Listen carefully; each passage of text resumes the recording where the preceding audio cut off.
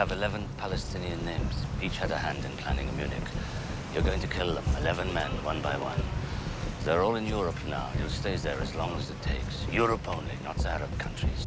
I have to say, the minute we realized this movie was going to take place in the 70s, that was the good news and the bad news, because I think a lot of us, certainly who, were growing up in the 70s, we realized that there's aspects of that period that were a little, they were unattractive, let's put it that way. They were just, awkward fashion and hair and all that kind of thing. And if it's not done right, it can look like a costume. And the 70s in Europe was actually quite different than the United States. And it comes through in a very understated, realistic way, because Steven kept emphasizing how realistic he wanted the movie to look.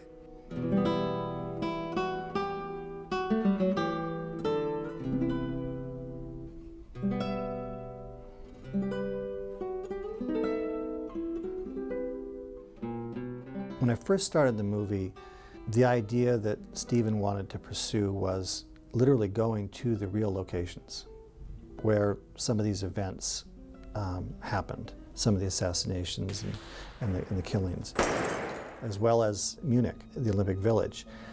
None of those places proved to be places that we could actually go and film for a wide variety of reasons. And so we really began looking at a way of making the movie that would allow us the maximum use of a few locations that we would make them into 14 different countries, which is why we picked Malta and Budapest primarily to film in. We kind of went to these different countries and used them as Hollywood backlots. I mean, Malta substitutes for, Cyprus, Nicosia. It's Athens, Greece. Part of it is Rome, Italy. While Zaid is here, in Rome. It's certainly Tel Aviv in Israel. Who kills the targets? You do. Who else? Malta is Beirut, Lebanon. And action! Malta served, many purposes. Budapest, on the other hand, was truly a backlot. By walking 2 blocks, the architecture changed from Romanesque to Parisian. And then you go back 3 or 4 blocks, you find yourself in London, England. And we added a couple of those double-decker red buses. But aside from that, I think Budapest was our most successful country in finding a variety of international looks. As it turned out, by going to Malta and to Budapest and then making those into the various locations, we found a way to unify an impressionistic look of that era. And then that starts to segue, I think, hopefully into the theme of the entire production design of the movie, which is everybody seeking a home. Living human beings are being held prisoner. It's about the nations and the peoples, and then specifically the people that we follow, how they set up all these homes everywhere that they go, whether it's these safe houses that they go to, or trying, in Avner's case, to actually create a home, both in Israel and then finally in Brooklyn. Avner! There's something that happens to a film as a family and as a unit shooting on location as opposed to being on a soundstage somewhere. That has a very, very tangible and visceral effect, which I love. It's my favourite way to work. You're in countries that have experienced incredible history themselves, and I think that always affects you. And visually, it was never forced or never fake. You were always somewhere that was legitimately 500 years old, or at least a few hundred years old. And whilst we cheated a few locations, but the architecture was never cheated, and things were always real, and it's great. In Budapest, there are really very little soundstage facilities, and the ones that are there were being used, so we had to use a ice skating rink that was not being used as a place to build our sets. And so we commissioned some of the local set building companies to do various sets for us. And so they came in and did the actual building on the Frankfurt Safe House and also the Munich apartment, which is a set. A man with a stocking mask on his face. Weird. But some of the things we just couldn't get in those places. I wanted some kind of iconography in the movie, so I bought a couple of days to go to Paris to shoot around the Eiffel Tower and some cafes and some streets. because I didn't want the audience to be looking in the background, searching for, is that really Paris? Is that really Germany? Is that really London? So I thought I could kind of throw everybody off by actually going to one of those countries and shooting there. You can call me Louis. We also had no way of getting a French farmhouse in Hungary. We finally went back to a place that we had seen on the first scout in 2004 outside of Paris, where we could find a kind of a compound where this a little bit of a Godfather type of figure that actually is in a sense pulling some of the strings as far as making the connections for this group and how they're going to find the people to assassinate. We don't work with governments. Louis said, But you did what you did because you have to feed your family. In the quest to find a home, Avner moves his wife and new baby to Brooklyn, which is like a new frontier, a place that he can actually then try to start a new life and leave everything that he's just been through behind him. And of course it follows him to some degree, and it's really not enough just to move to America, but it's interesting that we couldn't really replicate that in any other place. You had to go to New York and you had to go to Brooklyn in order to make that stand out and be something that you understood in the movie was different than all these other European locations that we'd been in, and that the light and the whole sense of what it would be to be there was somehow out of the battlefield, at least momentarily, of course, until our era. This is Peter. Do you have something to report to us from where you are? I mainly looked at old news footage of what the 70s really looked like, and that really informed Joanna Johnson and Rick Carter and all of us in how to really, make this as authentic to the 70s, early 70s, as we possibly could. Joanna Johnson, the costume designer, had to do a tremendous amount of work to create not only the look of the era in one place or two places, but 14 places. 14 different types of versions of the early 1970s. Stephen's brief was he just wanted it to look, completely real and believable, and it was a time in history that he remembered as a style, but he just wanted it not draw attention to itself as regards to costumes. It would just pass before you.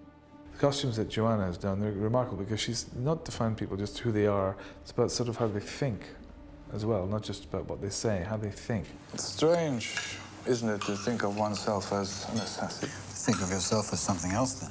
The hero 5 men, the characterizations in the Book of Vengeance, they gave a very, very nice short list of things for me to draw on about how they were as people. And from that, then I, made their sort of look in their clothes and defined them away from each other, so they had their own identity. I was really excited when I met with Joanna Johnson, the costume designer, and she ran through her ideas, and everything she chose was just brilliant. Avner? Yes, we're going to Jerusalem, getting. So Avner comes out of Israel, so when he comes out, he starts very, very warm. He's out of the military, so he's got a precision about him. He's very disciplined, he'd never want to draw attention to himself. So he's sort of low-key, but he looks very nice. I like neat, durable men.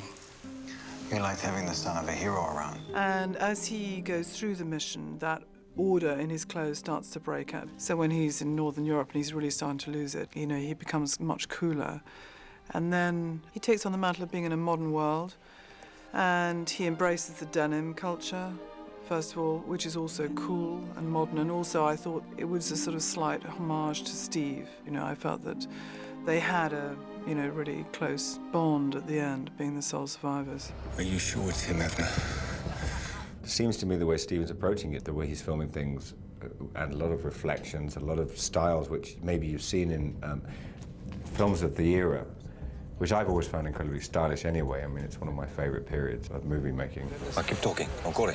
Keep talking. There were certain tools of the trade. Filmmakers used the zoom lens quite a lot in the 70s, and I decided, because I don't often use the zoom lens on many of my films, but I decided to probably use the zoom lens on this more than I've ever used it before in any film I've ever directed, because that was harkened back to the era where rather than dolly the camera forward, you just sort of reached out with the lens, which also gives you a sense of documentary. It gives you a sense of being there. And that turned out to be a wonderful technique to make you feel like you were not just a part of the 70s, but you were a part of an actual experience occurring right before your eyes. What I usually do before we start the principle of photography, I go and do extensive tests, photographic tests. Frequently, I will go to the location that we may photograph the movie. I went to Paris in 2004 and started experimenting with various color schemes, with various filters, lenses, and actually I shot in one location that we ended up photographing for Munich. I went to the lab, I manipulated the negative in the lab through photochemical processes, and then I made a little presentation to Steven. Basically, we were thinking of maybe pulling a little bit of the color out at certain scenes and introducing more colors at other scenes. A little torture, and you'll see how nice they are. Janusz actually had a different color for every country. He had a different palette for every country. It was actually very difficult for Janusz because we wanted to do something original to our story, and Janusz found ways of using bleach bypass in certain countries by actually pulling colors out of the sky, making the actual blue sky in Paris bluer than, let's say, it is in Malta. And he really worked hard to give each country a different color character. Paris has different color scheme than Rome. Munich feels a little bit different because of the light and color. So those are very subtle differences, but yet each of those particular countries has its own individuality. Because it's a suspense movie, it was also very, very easy to realize for cinematographer and for director, that creates great opportunity to stage the scenes in a very unusual way. For example, you will see that many scenes take place in the cars, simply because we're looking at hunters following the prey. So that creates a certain sense of suspense. We're using a lot of reflections, where you're seeing at people reflected in the cars, you're seeing people reflected in the glass, you're seeing people appearing from around the corners and disappearing behind the corners, simply because it's a suspense. The way Steven created certain scenes are just really amazing, because you see 3 shots and basically they convey the whole suspense, and he's using zoom, he's using extensive blocking. He's a very skillful director when it comes to camera and in terms of creating the whole visual world just through camera. We pull back, it'll be 2 zooms. We pull back just for a close-up. He turns into the close-up. Right. He says, do it. Then we pull back a second time and focus to him, and he's got the box, and then we make this move here. We come right around like this to here, and bang, it doesn't work. Cinematically, I just find it so dynamic, and it just was always serving our performances. Am I being hunted? And I just feel like we were so well supported by the visuals and by what Janusz and Steven were doing. And a lot of it's done with wardrobe, with Joanna Johnson, the costume designer, and Ricardo, the production designer. I mean, it's just unbelievable. And cut. Beautiful.